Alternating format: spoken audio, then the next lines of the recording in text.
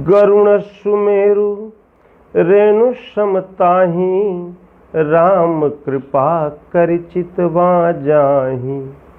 भगवान राम की दृष्टि आप पर पड़ जाए तो कितना भी बड़ा दुखों का पहाड़ आप पर आने वाला है वो आएगा जरूर, क्योंकि वो हमारे कर्म में अंकित है, उसको आना ही है हमारे ऊपर।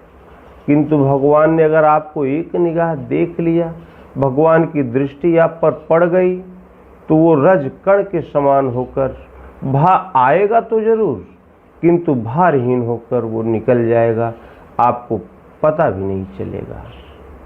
किंतु कब? राम कृपा कर चितवा जाही। भगवान राम कृपा करके जिसको एक निगाह देख लें।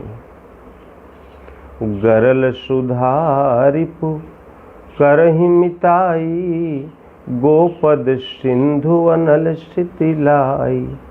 विष है वो अमृत में परिवर्तित हो जाएगा, शत्रु मित्र हो जाएंगे, विपत्ति संपत्ति में बदल जाएगी।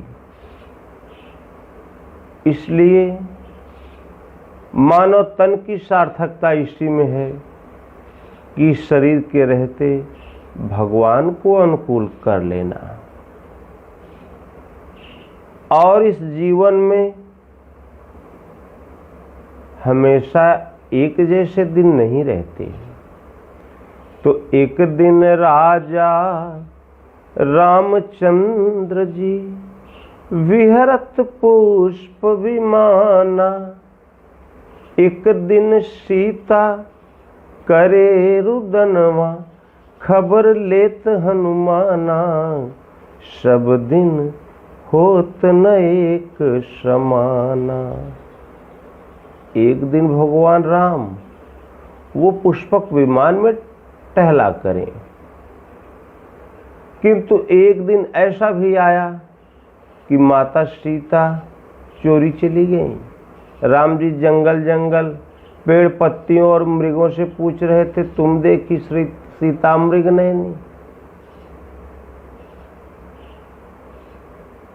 और हनुमान जी उनकी खोज खबर लेने गए थे। इसलिए सब दिन होत ना एक समाना। हमेशा एक जैसे दिन नहीं रहा करते। एक दिन राजा युधिष्ठिर के घर, सेवक श्री भगवाना। एक दिन द्रौपदी करे रुदनवा, चीर दुशासन ताना। सब दिन होत ना एक समाना। एक दिन ऐसा भी आया कि महाराज युधिष्ठिर के घर सेवक के रूप में भगवान श्री कृष्ण पत्तल उठाया करते थे। किंतु उसी घटना के पश्चात उसी महाराज युधिष्ठिर की राजरानी द्रौपदी चित्कार कर रही थी, शूरवीर पतियों के समक्ष चीर दुशासन ताना। सभी असहाय और निरुपाय बैठे थे। इसलिए सब दिन बराबर नहीं होते। तो तोड़ ना टूटे हुए दिल को बुरा होता है, जिसका कोई नहीं उसका तो हरि होता है।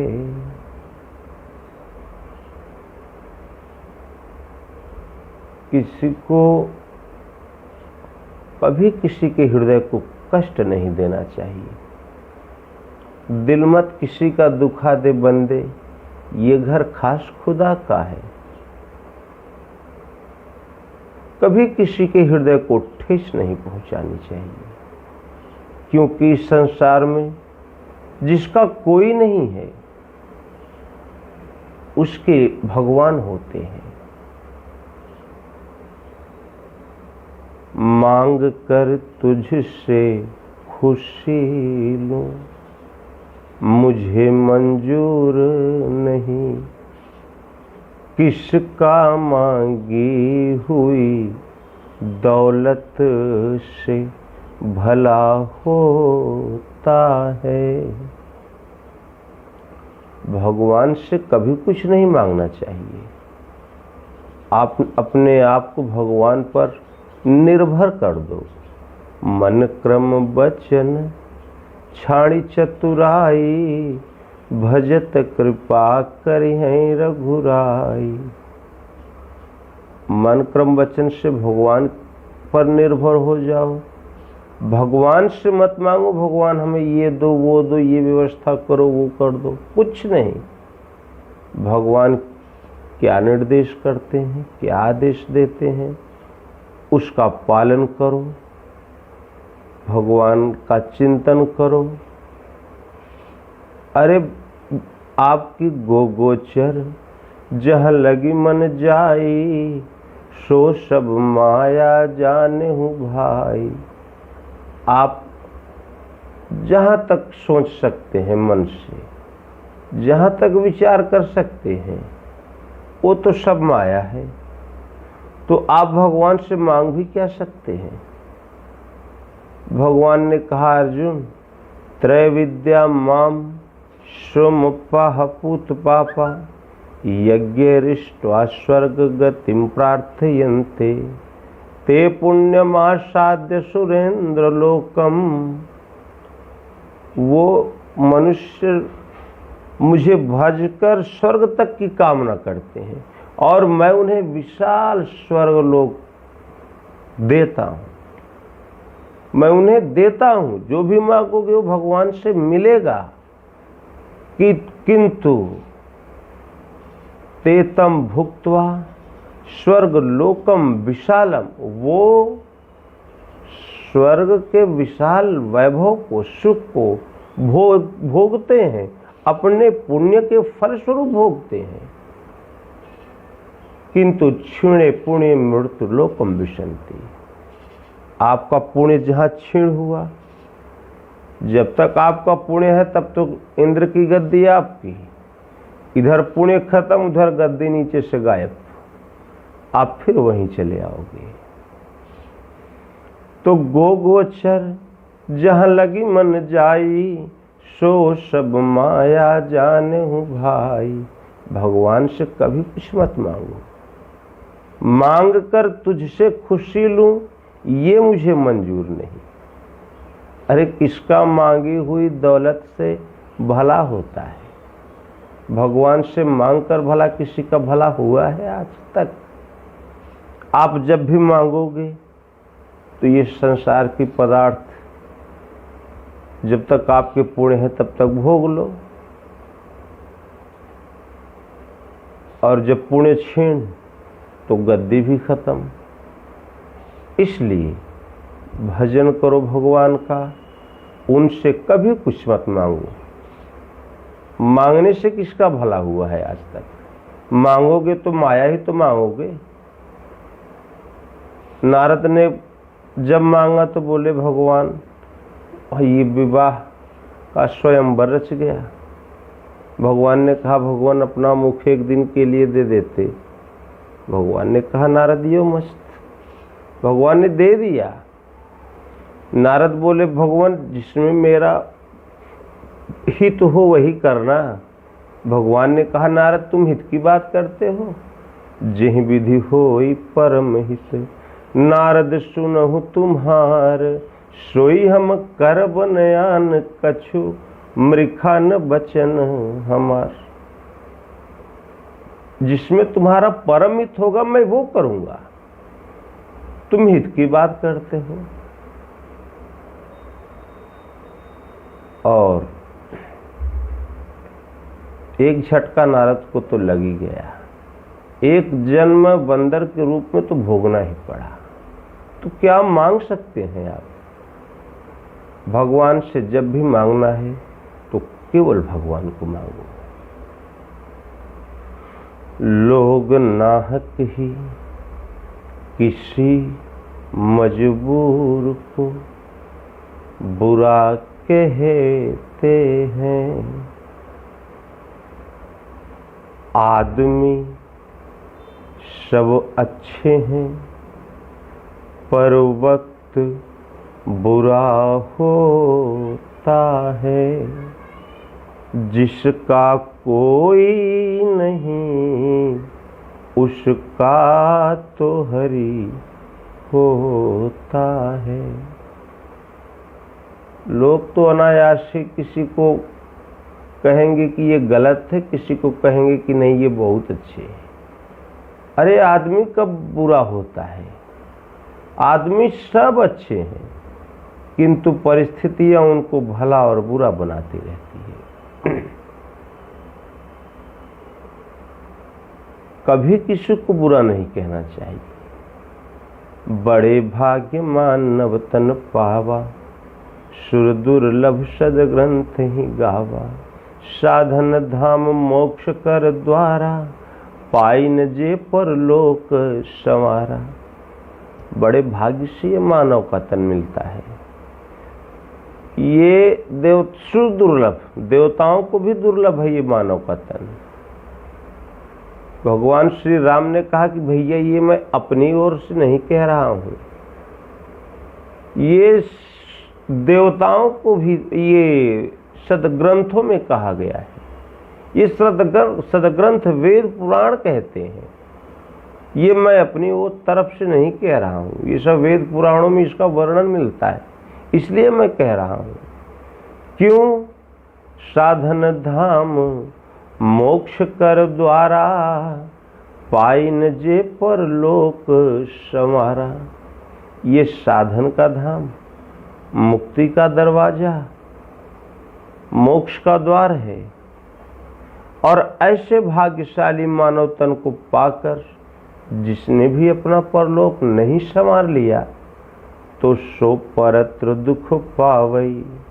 सिर धुन धुन पछताई, काल ही कर्म ही ईश्वर ही मिथ्या दोष लगाए।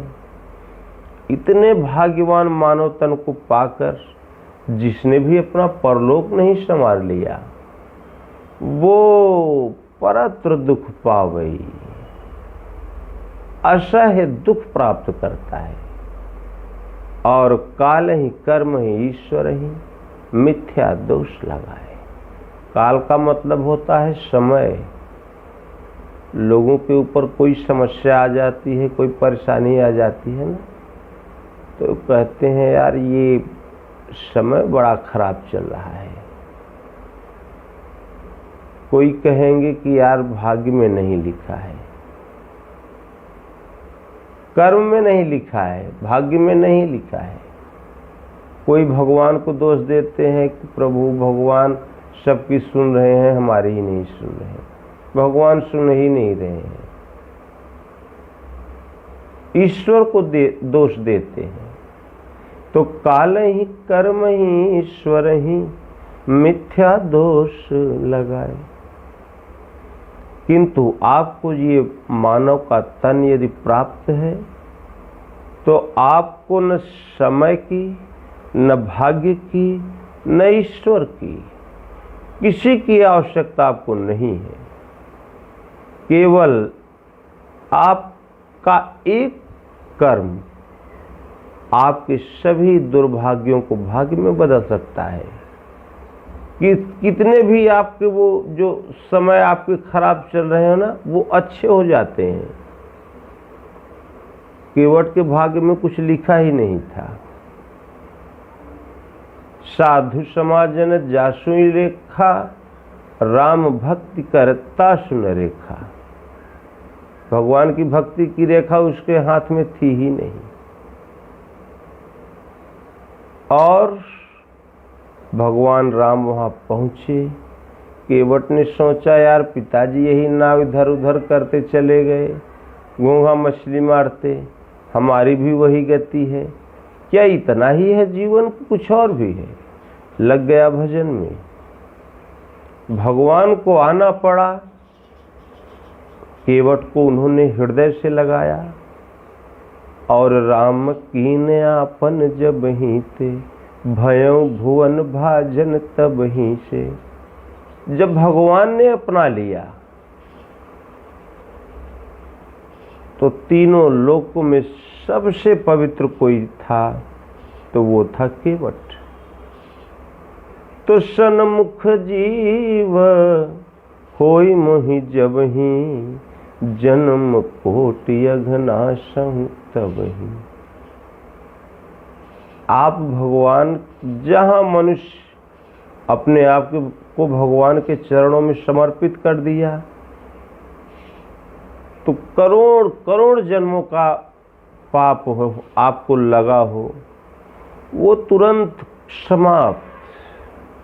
जन्म कोटि अघनाशहु तब ही।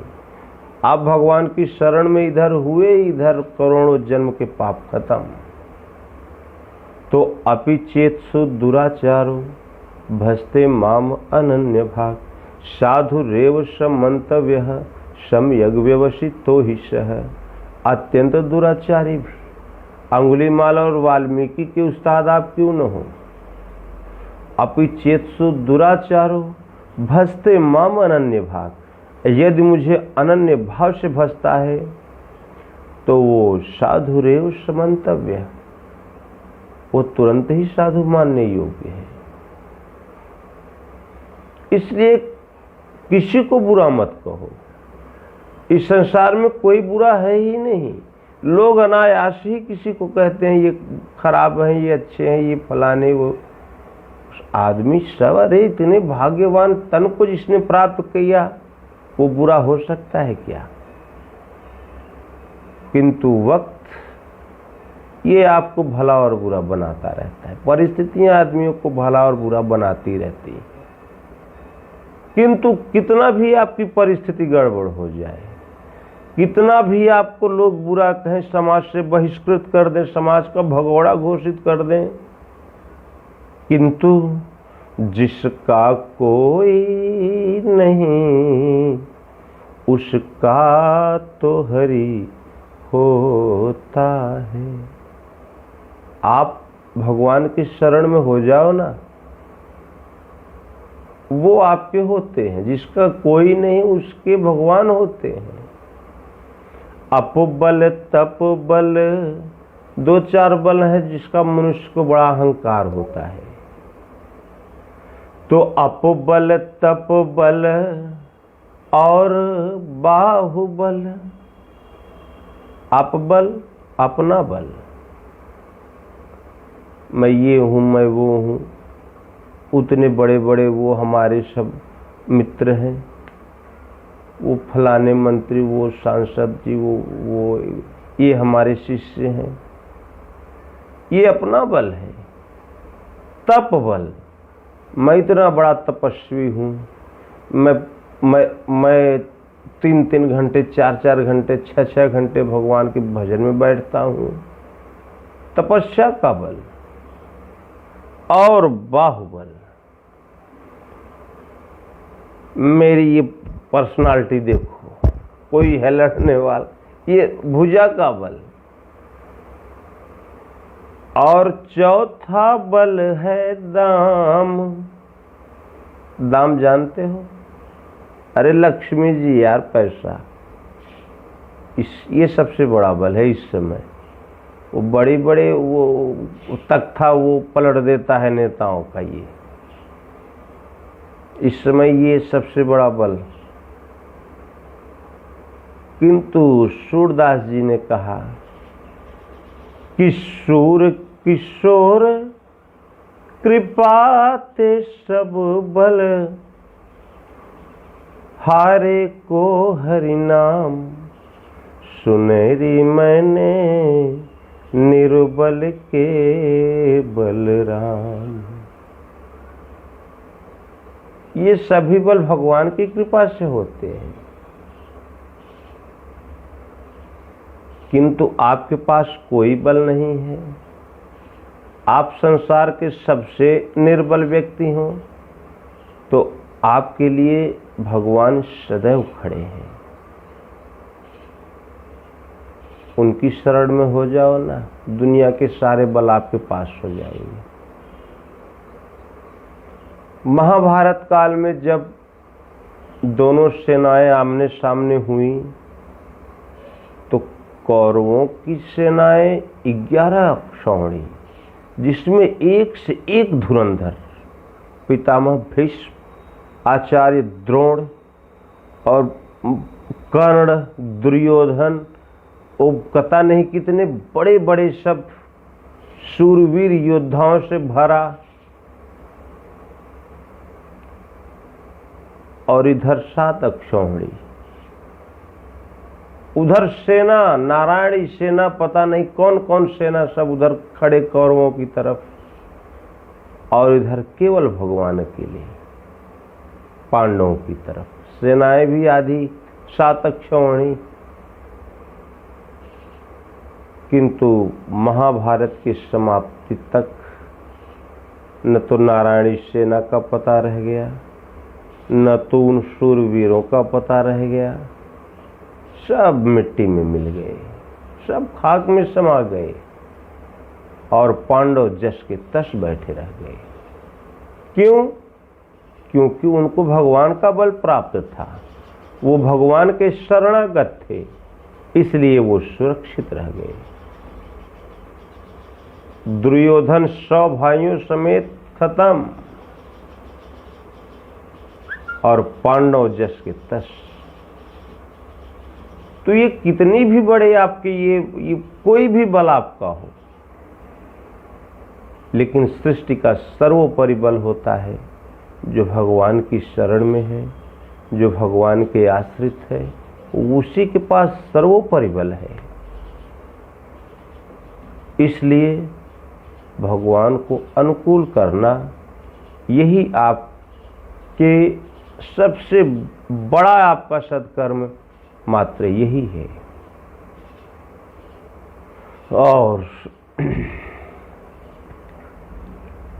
किसको करें, क्यों करें फरियाद ये अपनी, जितना तकदीर में लिखा अदा होता है। अरे भाई, किससे कहोगे, किससे अपनी फरियाद करोगे? सभी तो इसी में भटके हुए हैं। और क्यों करोगे? कोई तुम्हें क्या दे देगा? कोई कुछ दे सकता है क्या? इस संसार में कुछ भी आपको मिलेगा तो केवल मात्र भोग की वस्तुएं हैं। जितना तकदीर में लिखा, जितना आपके भाग्य में लिखा, वो अदा होता है, वो आपको अवश्य मिलता है।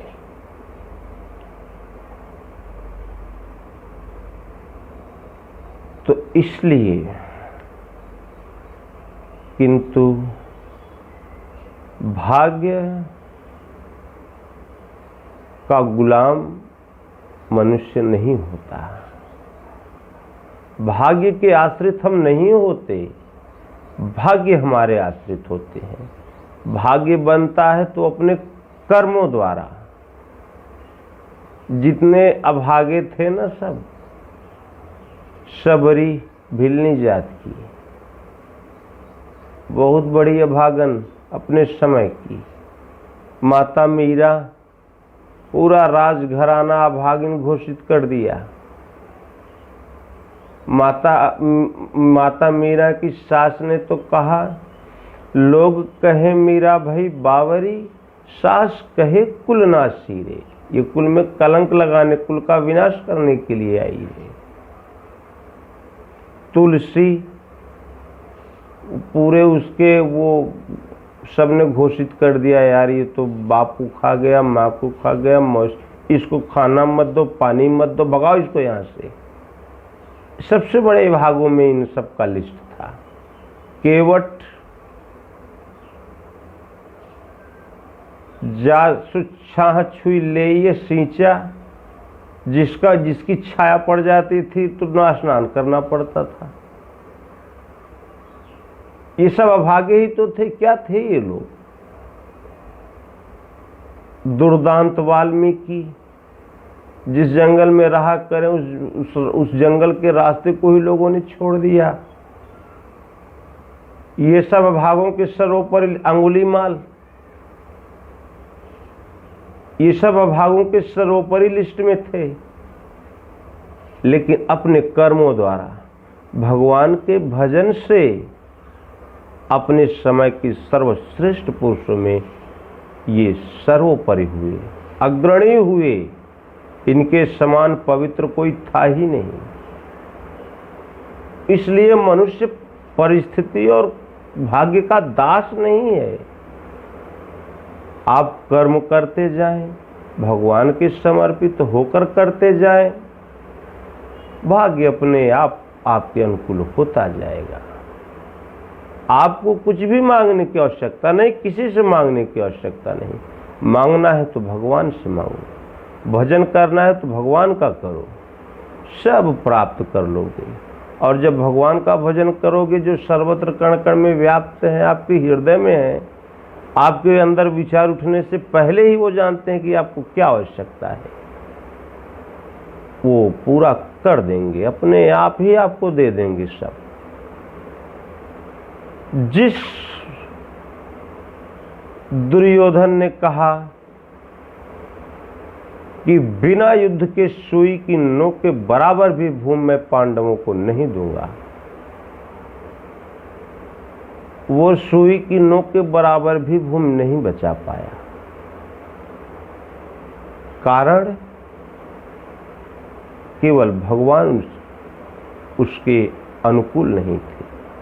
उसने अपने जीवन में सब कुछ किया, केवल भगवान को अपने अनुकूल नहीं कर पाया। पांडवों ने भगवान को अनुकूल किया, वो जो भी कुछ दुर्योधन का था सब पांडवों को मिल गया, अनायास ही मिल गया। वो तो छात्र धर्म का पालन कर रहे थे मात्र, उनको तो उसकी आवश्यकता भी नहीं थी। तो इसलिए भगवान के शरणागत होकर जो भी कार्य करो, भगवान ने जो भी जिम्मेदारियां आपको दी है, भगवान से कह दो, भगवान ये सब आपका है, आप देखो, ये सब परिवार, ये बच्चे, ये सब आपके, आप देखो, हम निमित्त मात्र हैं, आप आदेश जैसा करेंगे हम वैसा ही करते जाएंगे। और उनके शरण में होकर सब उनको समर्पित करके ओम या राम, किसी एक नाम का 2-2.5 अक्षर का छोटा सा नाम, न मंत्र परम लघु, जास बध बस विधि सुर सरह, सब जिसके आश्रित हैं, उस ओम या राम किसी एक नाम का जाप करो। हमें सदैव करते रहो, चलते फिरते, उठते बैठते, हर परिस्थिति में भगवान का नाम जपने के लिए कोई स्थान अपवित्र नहीं होता। सद नाम जपो, खूब जपो, भगवान को अनुकूल कर लो।